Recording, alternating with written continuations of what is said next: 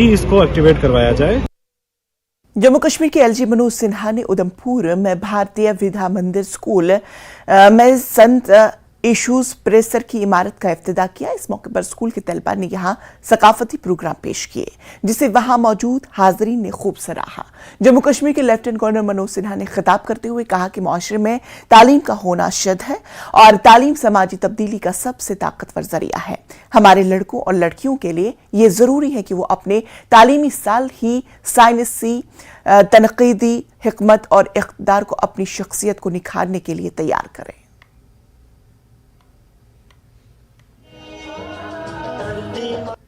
शिक्षा संसार का सबसे शक्तिशाली साधन है जो पूरे समाज एवं राष्ट्र का रूपांतरण कर सकता है।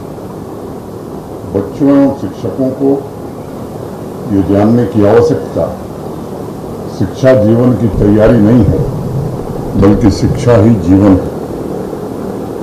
इसलिए आपके क्लास में एक बच्चे का प्रवेश उसके लिए नए जीवन में प्रवेश करने जैसा होता है। मैं समझता हूं भारतीय विद्या मंदिर विद्यालय उधमपुर परिसर की 35 कक्षाओं में शिक्षा के माध्यम से आप राष्ट्र की मजबूत नींव का निर्माण कर रहे हैं। जम्मू कश्मीर में शिक्षा के क्षेत्र में कार्य करने के लिए ये प्रकल्प हमने संत ईश्वर परिसर में प्रारंभ किया है।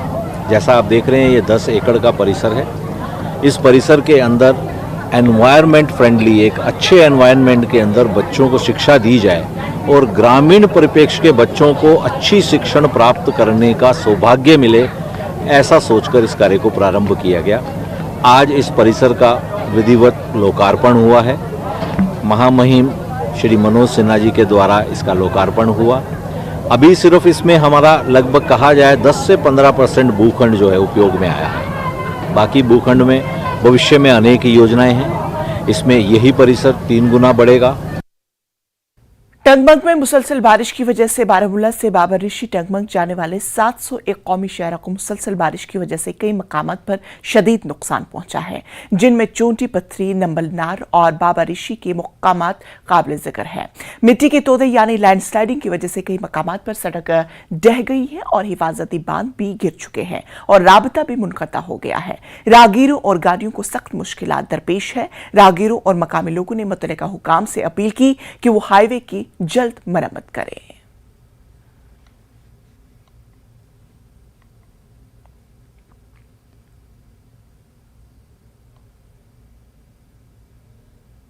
सर, हर जगह पे यही हाल है।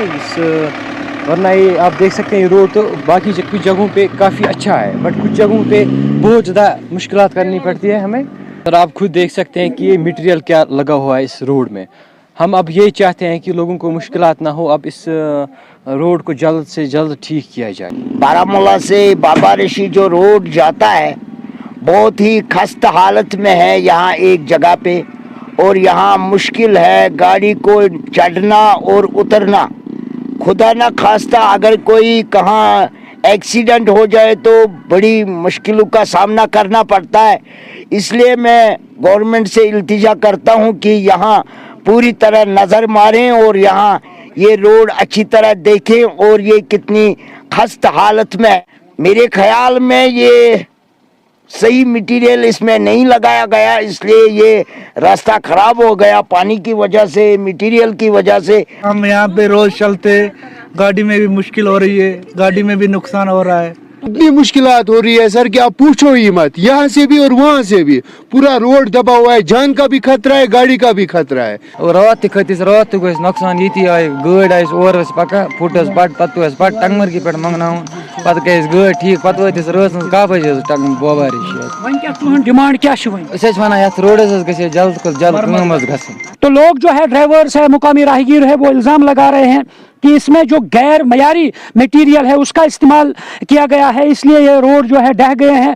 और अब ये डिमांड कर रहे हैं कि जो मुख्तलिफ जगहों पे ये रोड जो है ढह गए हैं और इसको नुकसान पहुंचा है, अब ये डिमांड कर रहे हैं कि जल्द अज जल्द इस पर मरम्मत की जाए और ये रोड जो है और मुख्तलिफ जगहों पे जहाँ जहाँ इसमें नुकसान पहुंचा है इसको आमदरफ्त के लिए बहाल किया जाए और अच्छा बनाया जाए। ताकि राहगीरों को मुश्किलात का सामना न करना पड़ेगा। न्यूज़ 18 जम्मू कश्मीर के लिए मैं बाबा रशीद चूंट पत्री से मुनीर हुसैन हुर्रा।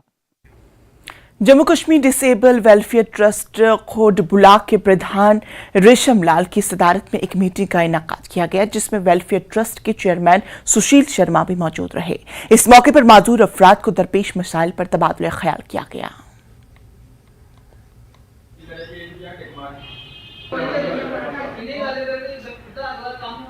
आज हमारी मंथली बैठक जो खोड़ में मुनक्कद हुई है, हर महीने लास्ट एतवार को होती है।